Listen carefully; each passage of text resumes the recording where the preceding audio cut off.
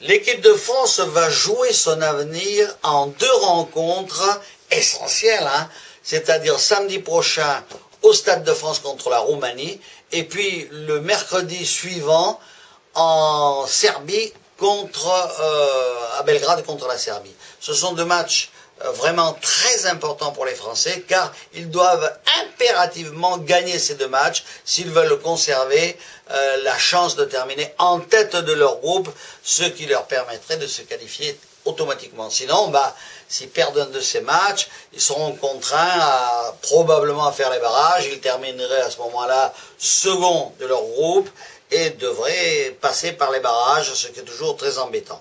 Bon, alors on revient à ces matchs de mercredi. Là, ça sera très délicat parce que les Roumains sont durs à jouer. En plus, ils sont très motivés sur ce match car ils jouent, eux, leur dernière chance. Et leur entraîneur a fait le tour un peu des joueurs internationaux en allant les voir en Italie, dans les autres pays, en Espagne, où ils jouent. Et il les a bien motivés. Alors pour ce qui concerne l'équipe de France, on peut espérer qu'elle se réveillera enfin un jour, qu'elle assurera, mais là on ne va pas lui demander du spectacle, on va lui demander de gagner. Et ça c'est important. Elle s'appuiera sûrement sur une défense qui enfin peut être solide et assez intelligente dans ses relances. Sur un milieu de terrain plus créateur que d'habitude, et là je pense que Domenech prendra quand même des risques, en mettant peut-être 2 défensifs et 2 offensifs, en jouant un 4-4-2 finalement. Et il faut l'espérer, hein, parce qu'il y a plusieurs formules, il hésite, il tranchera au dernier moment, et devant il y aura le diabolique Gignac. Alors est-ce qu'il y aura un tandem Gignac-Benzema? Ça c'est très possible. Toujours est-il qu'on peut espérer que cette équipe de France marquera et gagnera samedi contre la Roumanie. Et alors ensuite, ça sera le plus difficile. Ça sera le plus difficile parce qu'il faudra, parce que ça ne sera pas fini, hein. Elle gagne contre la Roumanie, il faut aller gagner en Serbie.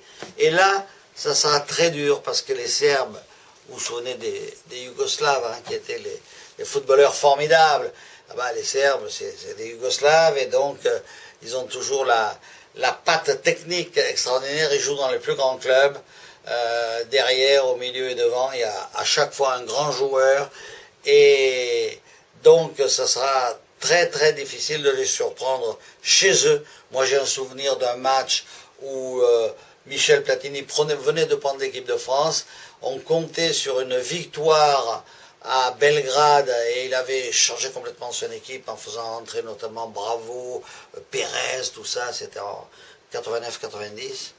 Et hélas, on avait perdu et on s'était quand même, non, on s'était pas qualifié pour la Coupe du Monde en Italie. Alors là, j'espère que ça ira mieux tout de même. On a une équipe qui a du répondant et si on a ces 2 attaquants soutenus par un tandem offensif Ribéry-Gourcuff, je pense que l'exploit est possible. Il n'est pas assuré, hein, mais il est possible.